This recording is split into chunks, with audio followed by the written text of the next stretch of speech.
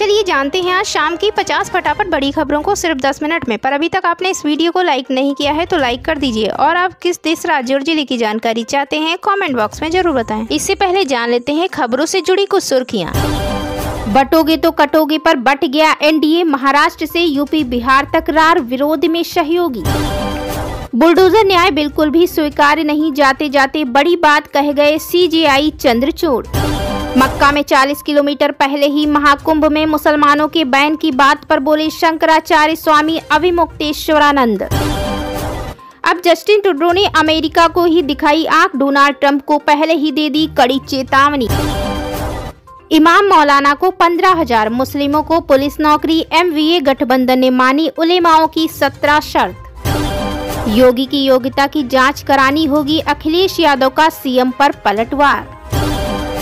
पहले Gaza, Lebanon और Iran पर किया हमला, अब इस देश में पहुंची इजराइल की सेना, यहूदियों पर हमले के बाद एक्शन। जिसके घर पर बुलडोजर चलाया उसे 25 लाख दीजिए, योगी सरकार को सुप्रीम कोर्ट का आदेश। बटोगे तो कटोगे पर सीएम योगी के साथ आए मौलाना शहाबुद्दीन बरेलवी, मुसलमानों से कर दी बड़ी अपील। अगले 5 दिनों में बारिश के आसार, 10 नवंबर के बाद पड़ेगी कड़ाके की ठंड। तो इसी बीच बढ़ते हैं दोस्तों अपनी पहली खबर की ओर। बटोगे तो कटोगे पर बट गया एनडीए, महाराष्ट्र से यूपी बिहार तकरार, विरोध में सहयोगी। बीजेपी के बटोगे तो कटेंगे नारे को लेकर एनडीए में ही फूट नजर आ रही है। इसके सहयोगी दल इसका विरोध कर रहे हैं और कह रहे हैं कि इस तरह के नारे की कोई जरूरत नहीं। बताते चले दोस्तों, महाराष्ट्र में अजित पवार वाली एनसीपी ने सबसे पहले विरोध किया, इसके बाद जेडीयू और जयंत चौधरी की पार्टी भी कतार में है। बटेंगे तो कटेंगे पर अजित पवार ने 7 नवंबर को मुंबई में कहा, ये छत्रपति शिवाजी, राजर्षि शाहू महाराज और महात्मा फूले का महाराष्ट्र है। यहाँ के लोग इस तरह की टिप्पणी पसंद नहीं करते। यहाँ के लोगों ने हमेशा सांप्रदायिक सद्भाव बनाए रखने का प्रयास किया। आप महाराष्ट्र की तुलना अन्य राज्यों से नहीं कर सकते। चलिए बढ़ते हैं दोस्तों अगली महत्वपूर्ण खबर की ओर। बुलडोजर न्याय बिल्कुल भी स्वीकार्य नहीं, जाते जाते बड़ी बात कह गए सीजेआई चंद्रचूड़। जी हाँ, बता दें दोस्तों, रिटायरमेंट से ठीक पहले लिखे गए चंद आखिरी फैसलों में से एक में सीजेआई डीवाई चंद्रचूड़ ने बुलडोजर एक्शन पर बड़ी बात कह दी। एक मामले में सीजेआई चंद्रचूड़ ने कहा कि कानून के शासन के तहत बुलडोजर न्याय बिल्कुल भी स्वीकार्य नहीं है। अगर इसकी अनुमति दी जाती है तो आर्टिकल 301 के तहत संपत्ति के अधिकार की संवैधानिक मान्यता खत्म हो जाएगी। तो इसी बीच बढ़ते हैं दोस्तों अगली महत्वपूर्ण खबर की ओर। अब जस्टिन ट्रूडो ने अमेरिका को ही दिखाई आंख, डोनाल्ड ट्रंप को पहले ही दे दी कड़ी चेतावनी। बता दें दोस्तों, कनाडा के पीएम जस्टिन ट्रूडो को एक ओर तो अपनी कुर्सी बचाने के लिए लाले पड़े हुए हैं, तो दूसरी ओर वे भारत के पीएम नरेंद्र मोदी और अमेरिका के नवनिर्वाचित राष्ट्रपति डोनाल्ड ट्रंप जैसे दुनिया के ताकतवर लोगों से उलझने की आदत से बाज नहीं आ रहे। पीएम जस्टिन ट्रूडो ने चेतावनी दी कि वाशिंगटन के कनाडा के सामानों पर लगाए गए किसी भी टैरिफ या व्यापार के अवरोध के नतीजे अमेरिकी मजदूरों को भुगतने होंगे। बता दें दोस्तों, वैंकूवर में एक प्रेस कॉन्फ्रेंस में जस्टिन ट्रूडो ने कहा कि कनाडा और अमेरिका में सप्लाई चेन के बीच परस्पर संबंध है। कनाडा की कई देशों के लिए एक भागीदार के रूप में विश्वसनीयता भी है। अमेरिकी इकोनॉमी के इतने बड़े हिस्से का मतलब है कि कोई टैरिफ या कनाडा और अमेरिका के बीच सीमा का कड़े नियंत्रण का होना अनिवार्य रूप से अमेरिकी मजदूरों और अमेरिकी नौकरियों को नुकसान पहुंचाएगा। इसी बीच बढ़ते हैं दोस्तों अगली खबर की ओर। पहले गाजा, लेबनान और ईरान पर किया हमला, अब इस देश में पहुंची इजराइल की सेना। बता दें दोस्तों, इजराइल की सेना पिछले 1 साल से लगातार एक्शन मोड में है। एक तरफ बेंजामिन नेतन्याहू की सेना हमास के खिलाफ गाजा में ताबड़तोड़ बमबारी कर रही है, वहीं दूसरी तरफ लेबनान में हिजबुल्लाह के लड़ाकों की नाक में दम आईडीएफ के फाइटर जेट्स ने किया है। बता दें दोस्तों, इजराइल की सेना ने एक नए देश में प्रवेश कर दिया और इस देश का नाम नीदरलैंड है। नीदरलैंड में गुरुवार को जो हुआ उसके बाद नेतन्याहू ने तुरंत ही अपने 2 लड़ाकू विमान को नीदरलैंड की तरफ रवाना किया। दरअसल एम्स्टर्डम में मैकाबी तेल अवीव और अजाक्स के बीच गुरुवार शाम एक फुटबॉल मैच हुआ था। मैच के दौरान इजरायलियों के खिलाफ जमकर हिंसक घटनाएं हुई। बताया जा रहा है कि फिलिस्तीन समर्थक एक ग्रुप ने इजरायली टीम और उसके सपोर्टर को निशाना बनाया। चलिए बढ़ते हैं दोस्तों अगली खबर की ओर। योगी की योग्यता की जांच करानी होगी, अखिलेश यादव का सीएम पर पलटवार। बता दें दोस्तों, सपा के राष्ट्रीय अध्यक्ष अखिलेश यादव ने भाजपा पर तीखा हमला बोला है। नोटबंदी के दौरान कानपुर देहात में बैंक में पैदा हुए बालक खजांची का जन्मदिन मनाने के बाद अखिलेश ने मीडिया से कहा कि भाजपा व बैंक को खजांची की पढ़ाई का ख्याल रखना चाहिए। अखिलेश ने मुख्यमंत्री योगी आदित्यनाथ पर हमला बोला, कहा कि इनकी योग्यता की जांच करानी होगी। कोई व्यक्ति वचन से नहीं कर्म से बड़ा होता है। ये लोग सब उल्टा कर रहे हैं। जिनका काम सरकार चलाना है वो बुलडोजर चला रहे हैं, विकास की जगह विनाश का काम कर रहे हैं। पहली बार ऐसा हुआ कि बुलडोजर की कार्रवाई पर सुप्रीम कोर्ट ने 25 लाख का जुर्माना लगाया है। सरकार अहंकार में संविधान भी भूल गई है, पूरी तरह से जंगल राज है। कहा कि भीतर ही भीतर बारूद बिछाई जा रही है। इसी बीच बढ़ते हैं दोस्तों अगली महत्वपूर्ण खबर की ओर। इमाम मौलाना को 15,000, मुस्लिमों को पुलिस नौकरी। एमवीए गठबंधन ने मानी उलेमाओं की 17 शर्तें।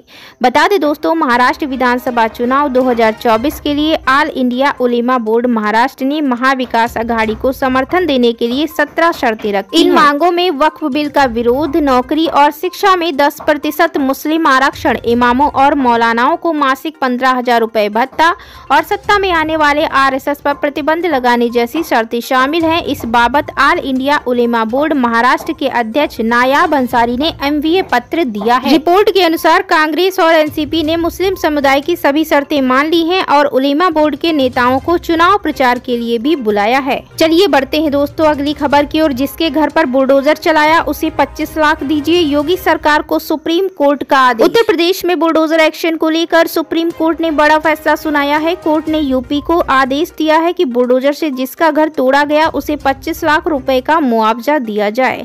इस मामले में सीजेआई ने कहा कि घर तोड़ने में किसी भी प्रक्रिया का पालन नहीं किया गया है। खुद सरकार की ओर से हलफनामा देकर कहा गया कि इस मामले में कोई नोटिस जारी नहीं किया। चलिए बढ़ते हैं दोस्तों अगली खबर की ओर। बटोगे तो कटोगे पर सीएम योगी के साथ आए मौलाना शहाबुद्दीन बरेलवी, मुसलमानों से कर दी बड़ी अपील। ऑल इंडिया मुस्लिम जमात के राष्ट्रीय अध्यक्ष मौलाना मुफ्ती शहाबुद्दीन रजवी बरेलवी ने प्रेस को जारी किए गए अपने एक बयान में कहा कि उत्तर प्रदेश के मुख्यमंत्री योगी आदित्यनाथ जी के दिए गए बयान बटोगे तो कटोगे को बड़े परिप्रेक्ष्य में देखा जाना चाहिए। उन्होंने ये बयान उस समय दिया था जब बांग्लादेश में छात्रों का आंदोलन चल रहा था और आंदोलनकारियों ने प्रधानमंत्री शेख हसीना का तख्ता पलट कर दिया। मौलाना ने कहा कि योगी आदित्यनाथ जी की मंशा ये है कि भारत में रहने वाले जितने भी नागरिक हैं, चाहे वो हिंदू हो या मुस्लिम, सिख, ईसाई क्यों ना हो, वे सभी लोग मिलजुल कर रहें, एक साथ रहें, एक दूसरे का सम्मान करते रहें, बटे नहीं। अगर बटेंगे तो देश का नुकसान होगा और बांग्लादेश की तरह अराजक तत्वों और कट्टरपंथी विचारधारा के लोग देश को अस्थिर कर देंगे। इसलिए पूरे भारतवर्ष में रहने वाले सभी धर्मों के लोग यूनिटी बनाकर इसी बीच बढ़ते हैं दोस्तों अगली खबर की ओर। मक्का में 40 किलोमीटर पहले ही महाकुंभ में मुसलमानों के बैन की बात पर बोले शंकराचार्य स्वामी अविमुक्तेश्वरानंद। जी हां, बता दें दोस्तों, प्रयागराज के संगम पर महाकुंभ के लिए मंच तैयार है।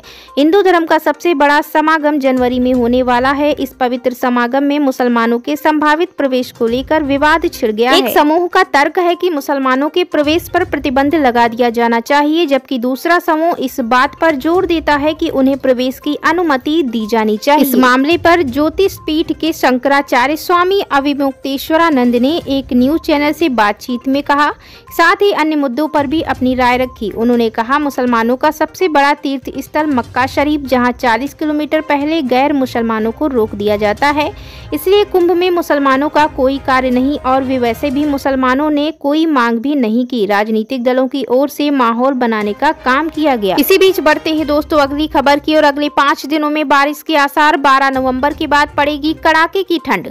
दिल्ली में नवंबर के बावजूद 10 ठंड का कोई खास असर नजर नहीं आ रहा, लेकिन वायु प्रदूषण और स्मॉग की समस्या लगातार बढ़ती जा रही है। बता दें दोस्तों, 6 नवंबर को दिल्ली का वायु गुणवत्ता सूचकांक 358 रिकॉर्ड किया गया, जो स्वास्थ्य के लिए खतरनाक माना जाता है। विशेषज्ञों के अनुसार स्मॉग से राहत तभी मिल सकती है जब बारिश हो, लेकिन भारतीय मौसम विज्ञान यानी IMD के अनुसार दिल्ली में फिलहाल बारिश की संभावना नहीं है। दिल्ली में ठंड का असर न होने के बावजूद देश के अन्य हिस्सों में तापमान में गिरावट देखने को मिल रही है। IMD की रिपोर्ट के अनुसार अगले 5 दिनों में देश के कई राज्यों में बारिश के आसार हैं। इसके अलावा उत्तर भारत के पर्वतीय क्षेत्रों में ठंड बढ़ रही है। बता दें दोस्तों, 12 नवंबर तक देश के कई हिस्सों में मौसम में बदलाव देखने को मिल सकता है। दिल्ली में हालांकि ठंड के संकेत अभी तक स्पष्ट नहीं है, लेकिन आसपास के राज्यों में ठंड बढ़ने का अनुमान है। पहाड़ों में बर्फबारी और तापमान में गिरावट से मैदानी इलाकों में भी ठंड का असर महसूस हो सकता है। इसी बीच बढ़ते हैं दोस्तों अगली खबर की ओर। सीएम योगी के बयान पर लोगों को सपा सांसद डिंपल यादव ने किया आगाह। बता दें दोस्तों, उत्तर प्रदेश की सभी 9 सीटों पर होने वाले उपचुनाव के लिए सियासी दलों में पूरी ताकत झोंक दी है। पार्टी के महाराष्ट्रीय महासचिव शिवपाल यादव के बाद सांसद डिंपल यादव सपा प्रत्याशी के समर्थन में मैनपुरी में रैली की। मैनपुरी की करहा सीट पर होने वाले उपचुनाव में सपा ने तेज प्रताप को प्रत्याशी बनाया। सपा प्रत्याशी के